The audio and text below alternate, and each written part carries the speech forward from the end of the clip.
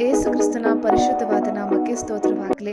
ಈ ದಿನ ಆತ್ಮಿಕ ರಕ್ಷಣೆಯನ್ನು ಆನಂದಿಸಿರಿ ಎಂಬ ಸಂಗತಿಯನ್ನು ಕುರಿತು ಧ್ಯಾನಿಸೋಣ.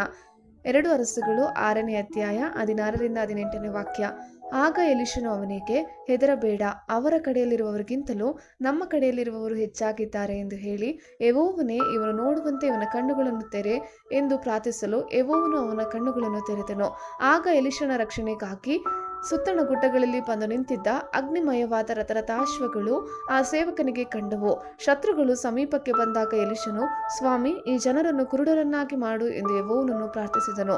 ಆತನು ಅವನ ಮೊರೆಯನ್ನು ಲಾಲಿಸಿ ಅವರನ್ನು ಕುರುಡರನ್ನಾಗಿ ಮಾಡಿದನು. ಆಮೆನ್. ರಾಷ್ಟ್ರಪತಿಯವರು ಅವರ ಕಚೇರಿಯಲ್ಲಿರುವಾಗ ಅವರು ನ್ಯಾಯಾಲಯದ ವಿಚಾರಣೆಗಳಿಂದ ವಿಶೇಷ ವಿನಾಯಿತಿಯನ್ನ ಅನುಭವಿಸುತ್ತಾರೆ. ಕ್ರಿಸ್ತನಲ್ಲಿರುವ ವಿಶ್ವಾಸಿಗಳಾದ ನಾವು ಈ ಭೂಮಿಯ ಮೇಲಿನ ಯಾವುದೇ ಅಧ್ಯಕ್ಷರಿಗಿಂತಲೂ ನಾವು ಉತ್ತಮವಾಗಿದ್ದೇವೆ.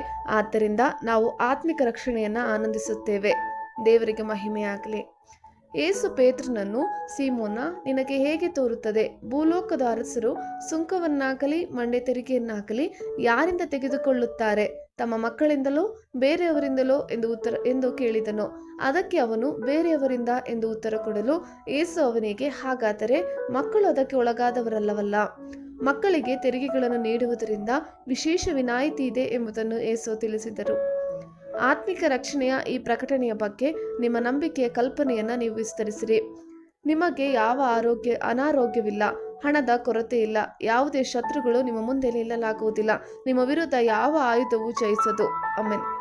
ನಾವು ಪ್ರತಿ ಕ್ಷಣವೂ ದೇವರ ವಾಕ್ಯವನ್ನು ನಮ್ಮ ಜೀವನದಲ್ಲಿ ಒಪ್ಪಿಕೊಂಡು ಅಳವಡಿಸಿಕೊಂಡಾಗ ನಾವು ಸುಲಭವಾಗಿ ಬಲವಾದ ಆತ್ಮಿಕ ರಕ್ಷಣೆಯನ್ನು ನಿರ್ಮಿಸಬಹುದು.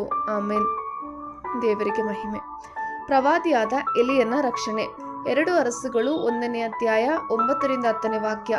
ಆಗ ಅರಸನು ಎಲಿಯನನ್ನು ಕರೆತರುವುದಕ್ಕಾಗಿ ಪಂಚದಶಾಧಿಪತಿಯನ್ನು ಅವನ 50 ಮಂದಿ ಸಿಪಾಯಿಗಳೊಡನೆ ಕಳಿಸಿದನು.